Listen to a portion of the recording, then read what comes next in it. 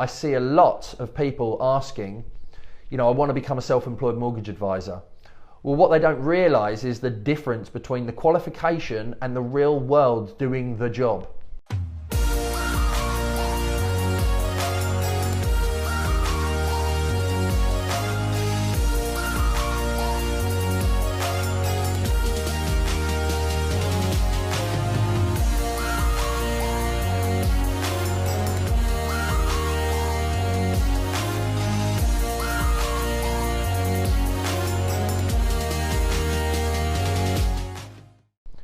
It's so difficult just to become self-employed after getting your qualifications because you need mentoring.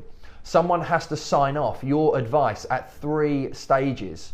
So the advice process as a mortgage advisor is KYC, know your client. So the first thing you need to understand is who your client is, and you need to be able to record their information. Once you've recorded their information, you need to be able to source the right relevant mortgage product for your client. And that means understanding everything, the interest rates, the options that are available, the fees, the different lenders, the different criteria. And I can tell you now, after working on thousands of mortgages, no 2 clients are exactly the same. There's always one piece to the puzzle that is very slightly different. So once you've understood your client and you've started to match them to the lender, you're then going to provide them with what's called an illustration. Now that constitutes as advice and recommendation, because you're advising on the interest rate, you're advising on the lender, you're advising on what's most cost effective, you're advising on the fees, and that initial email or that initial email or detail of an illustration that you send to a client has to be checked. So you have to have a mentor who signs that off as good advice, as correct advice, before it goes to the client. Once it is then signed, once that's been signed off and the client's accepted it, you know, they have to email back and accept that that is the one they want to go for. You then submit an agreement in principle to the mortgage lender, where you take all of your KYC information and you upload it to the mortgage lender system to obtain an agreement in principle.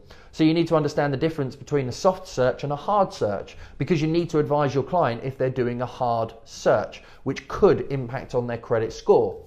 Once that has been completed, you're then going to submit an application to the lender.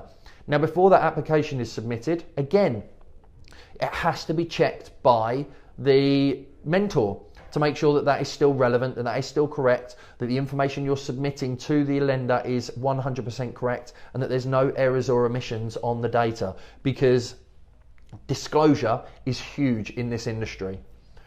Once that's then been agreed by the client and by the mentor and by the client, you can then submit the full application, during which the mortgage lender will require further documentation, bank statements, pay slips, which you would have already collated at the very beginning. It's part of your KYC. They will require all that information and they will do their assessment. And once you've submitted the application and they begin doing their assessment, you have to do what's called a suitability letter, which is the summary of all the advice that you've given to your client. And that suitability letter, along with everything pre it, has to be checked as a full client journey, the A to Z. And that will actually be checked against the mortgage offer that's been produced. And your KYC has to match your illustration, which has to match your application, which has to match the mortgage offer.